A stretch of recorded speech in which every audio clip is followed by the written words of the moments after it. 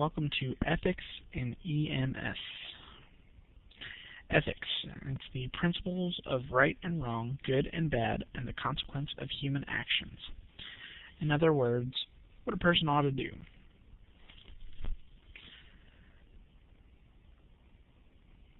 Ethical responsibilities are to treat all patients with respect, give each patient the best care you are capable of providing, practice and master your skills, take advantage of continuing education and refresher programs, and look for areas in which you can improve. Be honest and accurate in your written and verbal communication, and respect your patient's right to privacy and their PHI. Have respect for and work cooperatively with other emergency care professionals. Competence.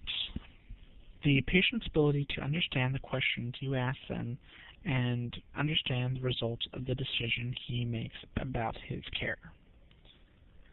Competence is a sketchy thing.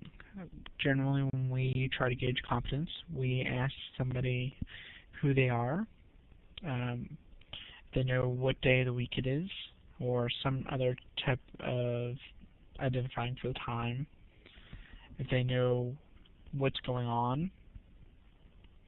Generally, what we're asking is we want to find out if they are conscious, alert, and oriented to themselves, person, place, which is where they're at, time, what time of the day, year, week it is, and event, what is going on.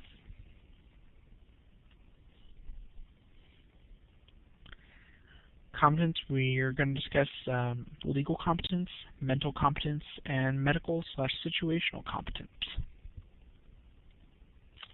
First off, incompetence is an adult is generally considered incompetent if she has an altered mental status, is under the influence of drugs or alcohol, including legal or prescription drugs, has a serious illness or injury that affects her ability to make an informed decision about her care, and has been declared legally incompetent related to known medical disorder.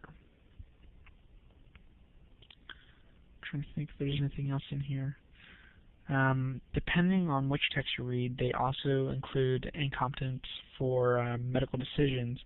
If somebody is psychologically impaired, for example, somebody who threatens to commit suicide is not competent to refuse care because of the dangers that they may end up committing suicide. Consent. Consent is essentially permission. We're asking our patient for permission to treat them. You must have consent before assessing or treating a patient. Any competent patient has the right to make up his or her own mind concerning their own care. We cannot force patients to take care of themselves. We can't force patients to go to the hospital, even if they're having a heart attack. If death is imminent, we cannot force them to go, as long as they are competent. Express consent. It's really important for you guys to understand, recognize, and be able to differentiate in the following types of consent. We're going to start out with express consent. Patient gives specific authorization for care and transport. Must be obtained from every responsive, mentally competent adult before providing care. And patient must be of legal age and competent to give consent. Legal age may vary, slightly state by state.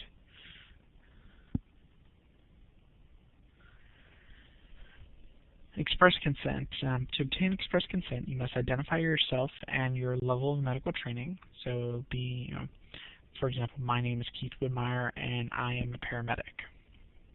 Explain all treatments and procedures to the patient. This is down to every last detail. When you're putting them on an O2 sat, say I'm going to put this piece of plastic around your finger. When you're taking a blood pressure, you're going to say I'm going to put this cuff around your arm, and you may feel it tighten up. Identify the benefits of each treatment or procedure.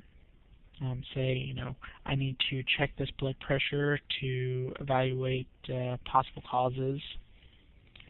And identify the risks of each treatment or procedure.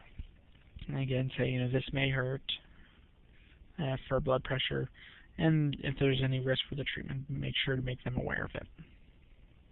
Use words and phrases that patients can understand. Do not use confusing medical terms.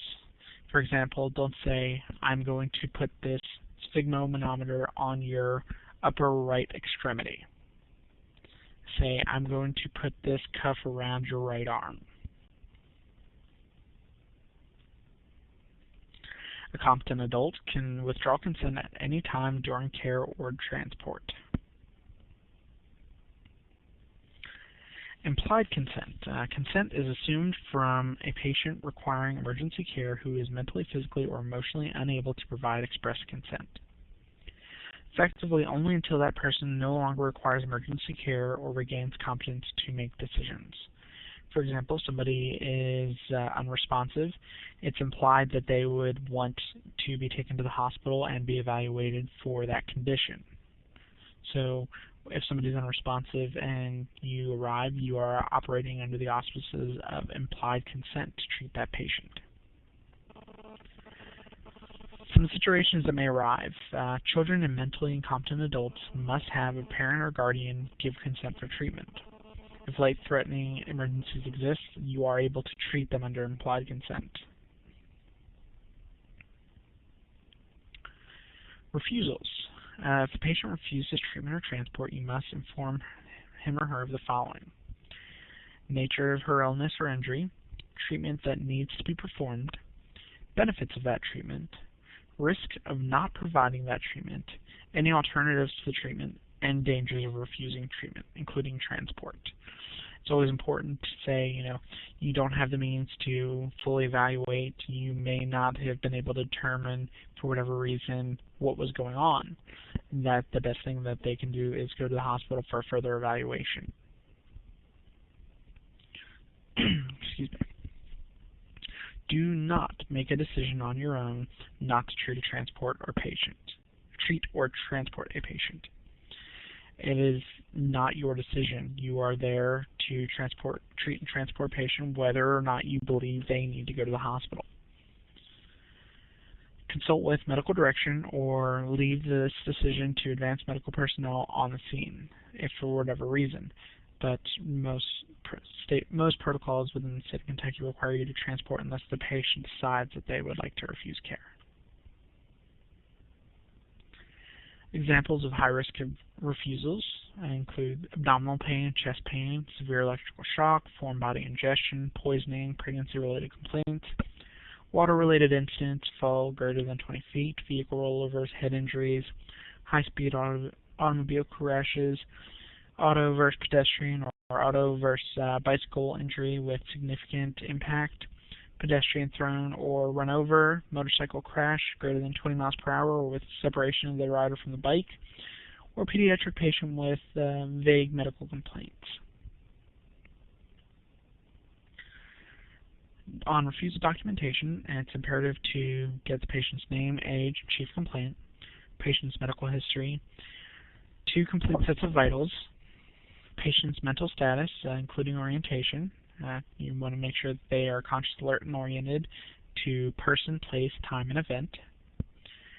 Patient's behavior and cooperation. Patient's ability to follow instructions and commands. Physical examination findings. Patient's reason for refusing treatment or transport. Patient agrees to call 911 if condition recurs, becomes worse, or if he or she changes their mind. Patient's signature.